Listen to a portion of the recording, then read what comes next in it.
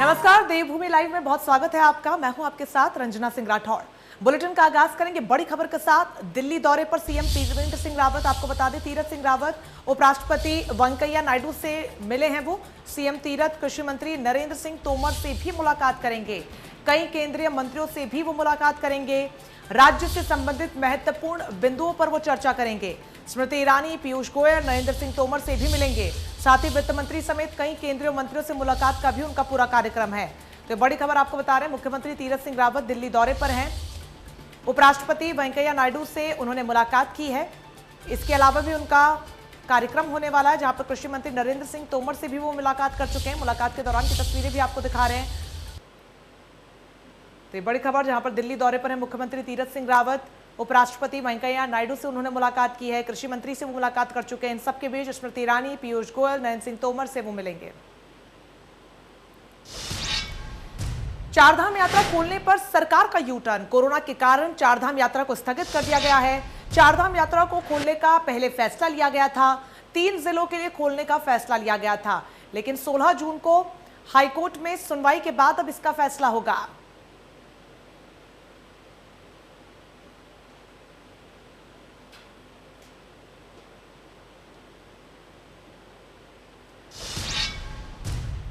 खबर देहरादून से, जहां पर नौकरशाही को लेकर बरसे पर्यटन मंत्री सतपाल महाराज। अफसरशाही और नेताओं के बीच संवादहीनता। चारधाम यात्रा में संवादहीनता को लेकर बरसे मंत्री सतपाल। चारधाम यात्रा को लेकर कल हाईकोर्ट में सुनवाई है। अधिकारियों ने नहीं दी कोई जानकारी, मंत्री सतपाल ने इस बात का जिक्र किया। साथ ही उन्होंने कहा कि कंफ्यूजन में रखते हैं अधिकारी। सतपाल महाराज, अधिकारियों और नेताओं में अच्छा संवाद होना चाहिए। 3 जिलों में यात्रा को शुरू करने का फैसला लिया गया था। सुबोध उनियाल ने बयान इसको लेकर दिया था, लेकिन अब कल हाईकोर्ट में सुनवाई होगी, उसके बाद ही कोई बड़ा फैसला आएगा। तो देहरादून में नौकरशाही को लेकर बरसे पर्यटन मंत्री। अफसरशाही और नेताओं के बीच संवादहीनता है, इस बात का जिक्र उन्होंने किया। चारधाम यात्रा में संवादहीनता को लेकर बरसे मंत्री सतपाल।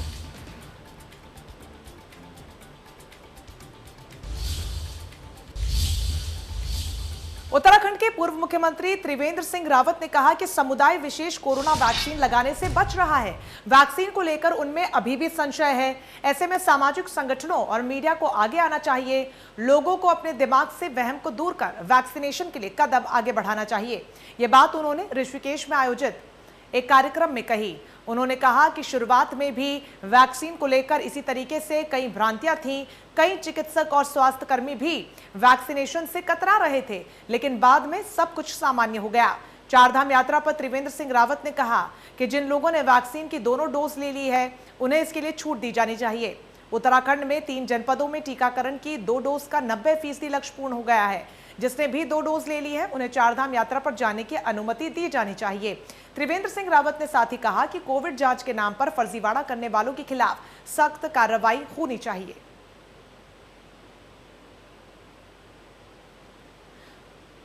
पूर्व मुख्यमंत्री त्रिवेंद्र सिंह रावत ने बड़ा बयान दिया। उन्होंने कहा कि वहम को दूर कर वैक्सीनेशन के लिए आगे आए। समुदाय विशेष को वैक्सीनेशन को लेकर जागरूक करना चाहिए। मीडिया से भी उन्होंने अपील की कि आगे आए और जागरूकता फैलाएं। कोरोना वैक्सीन को लेकर समुदाय विशेष में अभी भी संदेह है। समुदाय विशेष को वैक्सीनेशन को लेकर जागरूक करने को लेकर उन्होंने बड़ा बयान दिया। साथ ही उन्होंने कहा कि जिस तरीके से शुरुआत के दौर में कई भ्रांतियां थी, हालांकि बढ़ चढ़ के लोग वैक्सीनेशन की प्रक्रिया में हिस्सा जरूर ले रहे हैं, लेकिन आज भी समुदाय विशेष ऐसा है जो वैक्सीनेशन की प्रक्रिया में हिस्सा नहीं ले रहा। ऐसे लोगों को जागरूक करने की आवश्यकता है। तो वहीं चारधाम यात्रा को लेकर भी उन्होंने बड़ा बयान दिया। उन्होंने कहा कि जिन लोगों को वैक्सीन की दोनों डोज दी जा चुकी है, उन लोगों को चारधाम की यात्रा को लेकर अनुमति दी जानी चाहिए। तो वैक्सीन और चारधाम यात्रा पर बड़ा बयान उन्होंने दिया। हालांकि हाईकोर्ट में कल सुनवाई होनी है और उसी के बाद ही तस्वीर साफ हो पाएगी। तो पूर्व मुख्यमंत्री त्रिवेंद्र सिंह रावत के बयान से जुड़ी खबर, जहां पर उन्होंने कहा कि कोविड वैक्सीन लेने से समुदाय विशेष परहेज कर रहा है। समुदाय विशेष को कोरोना वैक्सीन लगाने को लेकर जागरूक करना होगा, क्योंकि वो वैक्सीन लगाने से लगातार बच रहा है।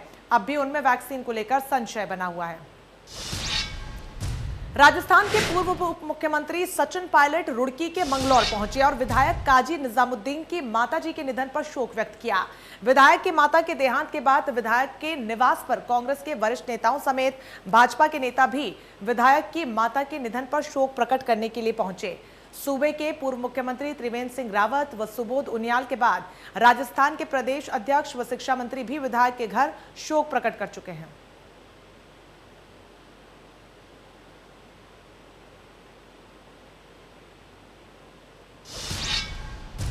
भाजपा के राष्ट्रीय मीडिया प्रभारी अनिल बलूनी उत्तराखंड के दौरे पर हैं, जहां पर वो भाजपा कार्यकर्ताओं से मुलाकात भी कर रहे हैं और दूसरी तरफ उत्तराखंड की तमाम विकास योजनाओं को लेकर अधिकारियों से भी चर्चा कर रहे हैं। राज्यसभा सांसद अनिल बलूनी ने कहा कि उत्तराखंड में जो योजनाएं अधूरी पड़ी हैं और जिन पर काम होना बचा है, उनको लेकर अधिकारियों से चर्चा की जा रही है। फिलहाल नैनीताल की पेयजल योजना पर अधिकारियों से चर्चा हुई, जिसको करीब 500 करोड़ की लागत से अंतिम रूप दिया जाएगा।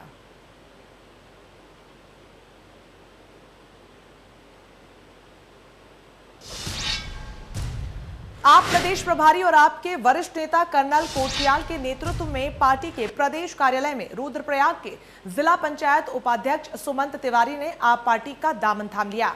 उन्हें कर्नल कोटियाल ने पार्टी की टोपी पहनाते हुए और माला पहनाकर पार्टी की सदस्यता विधिवत ग्रहण करवाई।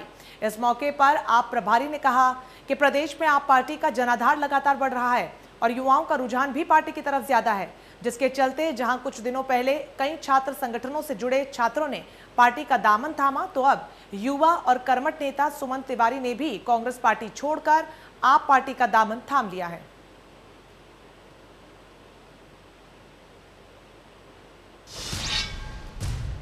मसूरी में सत्ता की हनक देखने को मिली है, जहां पर भाजपा विधायक प्रदीप बत्रा अपने परिवार के साथ घूमने आए थे।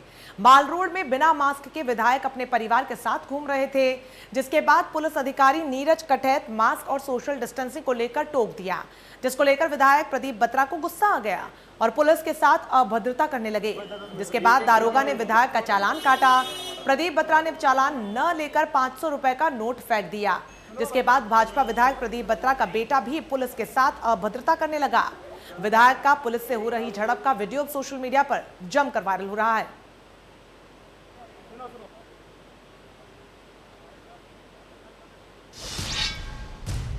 खबर हरिद्वार से, जहां पर पुलिस ने शराब तस्कर को गिरफ्तार कर लिया है। चेकिंग के दौरान 10 शराब की पेटी भी यहां पर बरामद की। कोरोना कर्फ्यू के दौरान कर रहे थे शराब की ये तस्करी में इस्तेमाल लैंडिंग वाहन भी सीज कर दिया गया है। कनखल थाना क्षेत्र का ये मामला।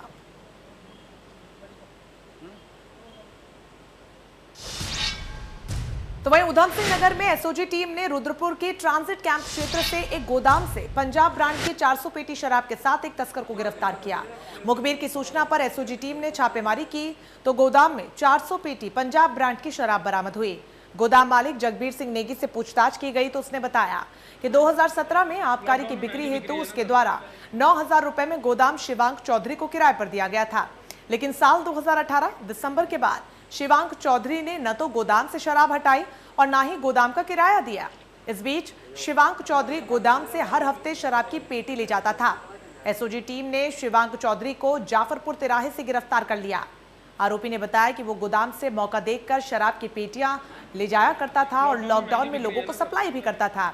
एसएसपी दलीप सिंह कुंवर ने मामले का खुलासा करते हुए बताया कि पकड़ी हुई 400 पेटी शराब की कीमत 30 लाख रुपए आंकी जा रही है।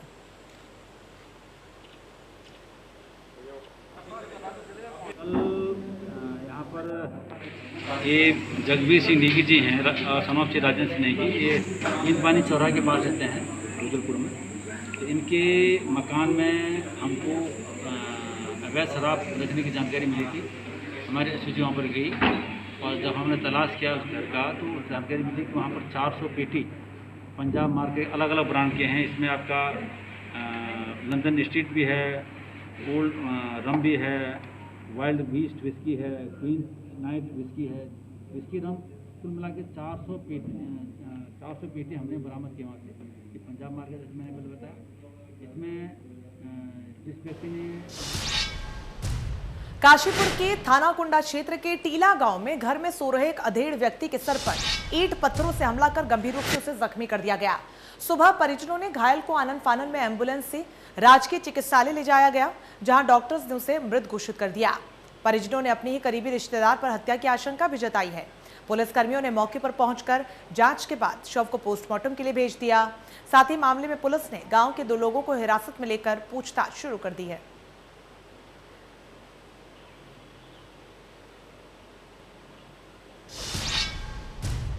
हल्द्वानी से, जहां पर पुलिस ने कैटरिंग कारोबारी सोनू गुप्ता हत्याकांड का खुलासा कर दिया है। पुलिस ने सोनू गुप्ता की हत्या के आरोप में सोनू सैनी नाम के एक व्यक्ति को गिरफ्तार किया है। बताया जा रहा है कि आरोपी के मृतक की पत्नी से अवैध संबंध थे, लिहाजा सोनू सैनी ने सोनू को रास्ते से हटाने के लिए उसकी हत्या कर डाली।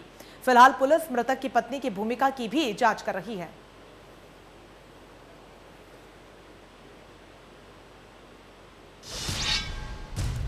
उत्तराखंड में 15 जून से 22 जून तक कोरोना कर्फ्यू बढ़ाए जाने के बाद मसूरी में व्यापारियों में भारी आक्रोश व्याप्त है। इसको लेकर Mussoorie traders and welfare association के अध्यक्ष रजत अग्रवाल के नेतृत्व में मसूरी के व्यापारियों ने घंटाघर चौक पर सांकेतिक धरना दिया, तो वहीं सरकार पर व्यापारियों की अनदेखी करने का आरोप लगाया। Mussoorie traders and welfare association के अध्यक्ष रजत अग्रवाल और महामंत्री जगजीत कुकरेजा ने कहा कि मसूरी का पर्यटन सीजन शुरू हो चुका है। ऐसे में सरकार द्वारा मसूरी में आरटीपीसीआर की नो कोविड सर्टिफिकेट लेने के बाद अब अन्य राज्यों से पर्यटकों को मसूरी बुलाया जा रहा है, लेकिन बाजार बंद होने के कारण व्यापारियों के साथ पर्यटकों को भी भारी दिक्कतें सामने आ रही हैं।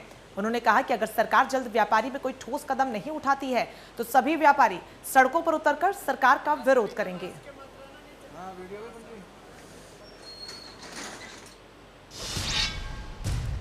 उत्तराखंड में भले ही अभी लॉकडाउन लगा है और पर्यटन पूरी तरीके से बंद है, इन सब के बावजूद बड़ी संख्या में पर्यटक पहाड़ों पर पहुंच रहे हैं, जिन्हें प्रशासन की ओर से ऋषिकेश, टिहरी और श्रीनगर में नहीं रोका जा रहा, बल्कि जब पर्यटक रुद्रप्रयाग की सीमा में पहुंच रहे हैं तब जाकर प्रशासन द्वारा उन्हें वापस लौटाया जा रहा है।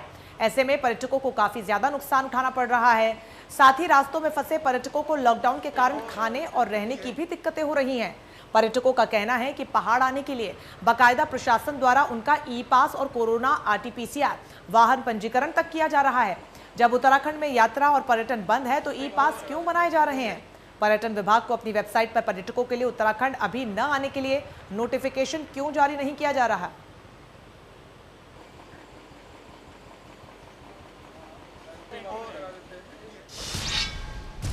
15 जून 2020 को लद्दाख के गलवान घाटी में चीनी सैनिकों से हुई झड़प में शहीद हुए जवानों को वन अनुसंधान केंद्र की तरफ से श्रद्धांजलि दी गई।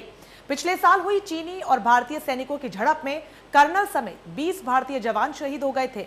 उन सैनिकों की याद में हल्द्वानी वन अनुसंधान केंद्र में गलवान शहीद वाटिका तैयार की गई। शहीदों के नाम पर 20 पौधे भी लगाए गए। वन अनुसंधान केंद्र के रेंजर के मुताबिक वाटिका की स्थापना करने का मुख्य उद्देश्य शहीदों को सच्ची श्रद्धांजलि देना है।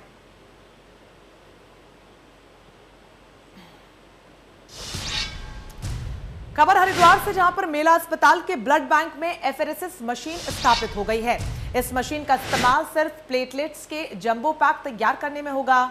जंबो पैक की उपलब्धता होने पर डेंगू मरीजों, एनीमिक, गर्भवती महिलाओं और गंभीर मरीजों की जान बचाई जा सकेगी। प्रमुख अधीक्षक डॉक्टर राजेश गुप्ता ने बताया कि सरकारी ब्लड बैंक में जंबो पैक की सुविधा से लोगों को राहत मिलेगी। एफेरेसिस मशीन और उसके लिए कमरा तैयार हो चुका है और अब लाइसेंस की अनुमति का इंतजार है। उन्होंने कहा कि पहले लोगों को ऋषिकेश और देहरादून ही जंबो पैक लेने जाना पड़ता था, लेकिन इस मशीन के लगने से लोगों को बड़ी राहत मिलेगी। इसी के साथ इस बुलेटिन में बस इतना ही, लेकिन लगातार बड़ी खबरों के लिए आप बने रहिए हमारे साथ। नमस्कार।